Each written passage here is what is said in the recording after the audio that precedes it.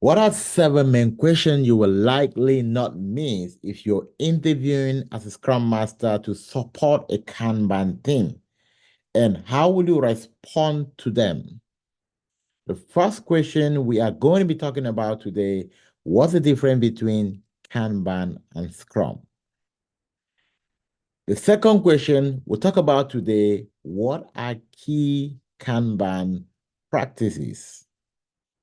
The third question I'm going to answer today, what is the difference between lead time and cycle time? And the fourth question I will answer today, how can you improve workflow in Kanban? Number five question, what is the importance of service level agreement or service level expectation, SLA in Kanban? Number six question, what is throughput and how does it help to support performance? And then number seven question, is Kanban a push or a pull system, and what is the benefit of that? Hello, welcome to the Scrum Chat Room with Dr. Francis Mbunya. If you're new here, make sure you subscribe. We're dedicated to bringing you the best and simple agile concept in a way that help you break through that interview. And if you've been struggling and nothing is going, trust me, you need help, you need coaching. Reach out and we are going to help you break through that role in less than no time. But the goal here is to help you become a Kanban professional when you are doing your interview. And the first question I'm going to go straight to today is, what is the difference between Scrum and Kanban? So in Scrum, we plan to deliver work in shorter cycles called sprint, while in Kanban, work is planned to be delivered in a flow. So we have an open funnel on the backlog. Work constantly come in, we reprioritize the work and we do it. While in Scrum, we plan work for a shorter cycle called a sprint, have a goal, complete that, reevaluate before taking more work. While Kanban, it's a continuous flow process, right? So the major difference is on how the work is being planned. Question number two, what are key Kanban practices? The first, which I believe you must know if you claim you're working a Kanban team, is limit work in progress, right? That's the first practice. The second is manage flow, right? The third is feedback load. And the fourth is visualize workflow, right? And if you want to go to the feed, the feed will be make policy explicit. If you want to go to the number six is enforce collaboration and communication. All right, so those are six Kanban practices. Probably in the next video, I can take some deeper dive into what are these key concepts and how to use them. Question number three, what is the difference between lead time and cycle time? That is a great question. When we talk about lead time, it talks about the time where work item get into our backlog. The time is sitting there until we have a developer who is available to pick up the work and then complete it. So the time where the work get in until when it's completed. When we talk about cycle time, is the time where someone actually pick up that piece of work and start working on it to when they complete it. So cycle time is when work move from the backlog to in progress and when it's completed, right? So within cycle time, within lead time, we have the cycle time.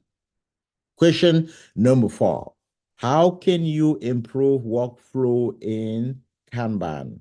The first concept that will help us improve workflow in Kanban is by implementing a concept called limit work in progress. Think about limit work in progress as rush hours and less busy hours. When you have more cars on the road, what happens? It slows down the traffic and movement is slow. If you have less car, the traffic is faster. So we use the concept limit work in progress so that developers can put just enough work that will help them deliver at an optimal rate. So that's one of the way to improve flow. Now, the second way to improve flow, which is a very important language for a Kanban team, is Stop starting and start finishing, which means don't pull in so much work at once. Pay attention in completing what is in the queue before pulling on more work. Now, the next question is, what is the importance of service level expectation in Kanban? What is the importance of service level expectation in Kanban or service level agreement? Now, service level agreement simply help us to establish what is the estimated time or period we should be focusing to complete a class of work or a piece of work. So we can have a service level agreement that if we get work into our backlog, it should not take averagely more than 10 days. It should not take more than 20 days based on the nature of work. So it helps us establish what are the parameters that we need to work with and how do we communicate to our customer. Question number 6, what is throughput and how is throughput important? Now, throughput simply means the number of work items completed within a specific period. So I can take my throughput measurement to be 1 month, right? I'm looking at within 1 month, how many tickets are my developer completing? Now I can measure that from month to month, and I can see if this is constant, if this is diminishing, and that can help me take an action. But then on the other hand, we cannot leverage throughput alone as a measure, as a method of measurement, because throughput focus on the quantity.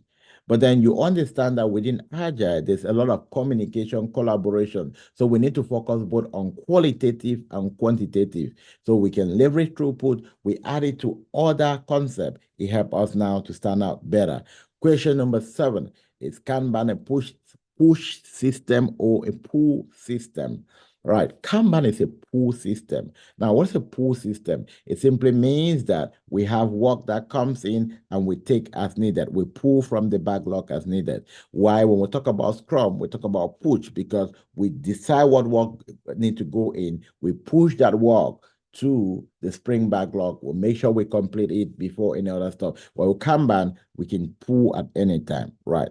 So those were 7 key questions. I treated them at a very high level, and this is the way you expected to answer in an interview. One of the techniques for interview is that you don't need to go in a very micro manner. When you go in a micro manner, it shows lack of professionalism. So for many people, especially if you've been taking interviews and you are not going through, what you're missing, you're not missing the concept, you're missing how to say it.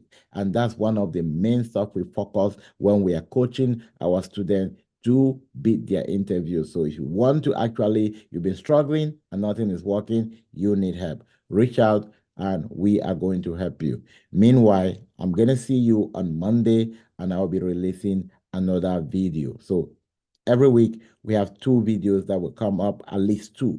Some I might have more.